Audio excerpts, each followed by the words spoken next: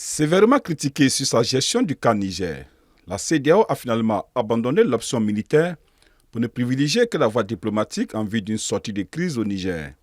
Mieux, les dirigeants ouest-africains ont même ouvert la voie à un allègement des sanctions contre le Niger. Ainsi, ils ont prêté une oreille attentive aux cris du cœur d'ONG qui, pour des raisons humanitaires, les invita à reconsidérer leur position afin de permettre aux Nigériens qui souffrent le martyre d'avoir accès à des vivres et à des produits médicaux. Pour autant, les chefs d'État de la sous-région ne donnent pas un blanc-seing aux militaires nigériens qu'ils enjoignent de libérer sans délai l'ex-président Mohamed Bazoum, retenu captif dans sa résidence avec son épouse et son fils, préalable qu'elle pose à la levée totale des sanctions. Abdrahman Chani et ses frères d'armes l'entendront-ils de cette oreille? S'il est pour l'instant difficile de répondre à cette interrogation, force est de reconnaître que les nouveaux maîtres de Niamey tentent de renouer le fil de dialogue qu'ils avaient rompu avec la CEDEAO en vue de desserrer le taux qui se resserre autour d'eux. Aidés en cela par le président togolais Faure Gnassingbé qui joue les facilitateurs. Preuve d'un rapprochement entre Niamey et Lomé. Faure Gnassingbé a reçu, et ce, à la veille du sommet de la CEDEAO, Abdrahman Chani pour une visite d'amitié et de travail.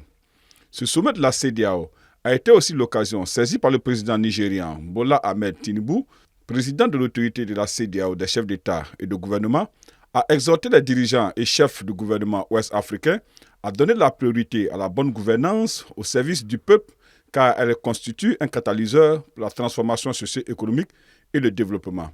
Il a insisté sur le fait que l'objectif de la CEDEAO d'atteindre une région entièrement intégrée ne peut se réaliser sans paix, sécurité et stabilité, déclarant « C'est pourquoi la région dès 2001 a reconnu la démocratie comme la seule forme de gouvernance capable de favoriser le développement, l'inclusion et le bien-être social de nos populations. » Par ailleurs, s'il est vrai que la situation au Niger a été le sujet principal du dernier sommet d'Abuja, les chefs d'État et de gouvernement de la CEDEAO se sont aussi penchés sur la transition au Mali, en Guinée et au Burkina Faso.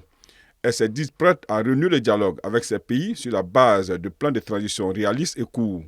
Sur le report de la présidentielle au Mali annoncé le 25 septembre dernier, la CEDEAO ne s'est pas officiellement exprimée dessus.